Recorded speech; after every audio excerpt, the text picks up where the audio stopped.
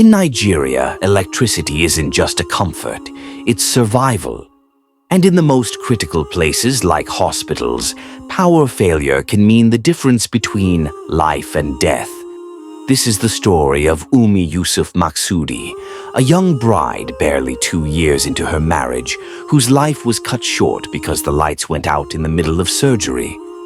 Shehu Danjuma Umar and Ummi had only begun their journey together. They dreamed of a future, children, a home filled with laughter, a life built on love. But on that April morning, Ummi walked into the hospital for what should have been a routine fibroid operation.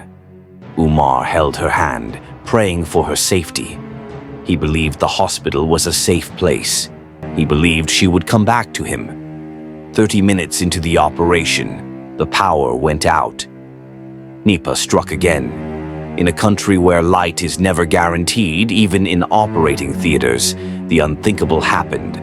The hospital's generator, empty, no fuel.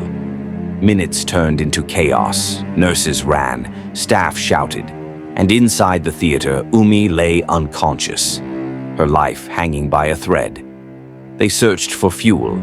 They poured it into the generator. It refused to start. A mechanic was called, but he needed spare parts. And still the operation continued, in darkness. Imagine a life-threatening surgery, carried out with no proper light. Imagine scalpels guided not by steady theater lamps, but by shadows. Outside the theater, Umar waited. He had been there since morning, hopeful, restless, whispering prayers. By evening, hours had passed. What should have been a 90-minute operation stretched into a nightmare that lasted more than 3 hours. At 7 p.m., when Umar was finally allowed in, his world collapsed. His bride, his wife, his joy was gone. Ummi's death wasn't just a personal tragedy. It is the reality millions of Nigerians face. Hospitals without stable power, generators without fuel, patients depending on luck, not on systems.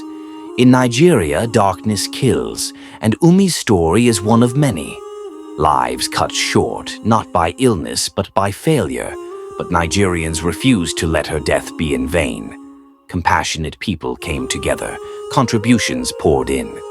The hospital where Ummi died now has steady power supply. Solar panels have been installed. Today, surgeries are done under bright lights, not under shadows. Her story sparked change. But why must it take a death before action comes? Why must innocent lives be lost before we demand better? Ummi should have survived. She should be alive today, holding her husband's hand. Instead, her story stands as a warning.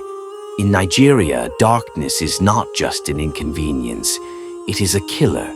Her name is Ummi Yusuf Maksudi, and her story must never be forgotten.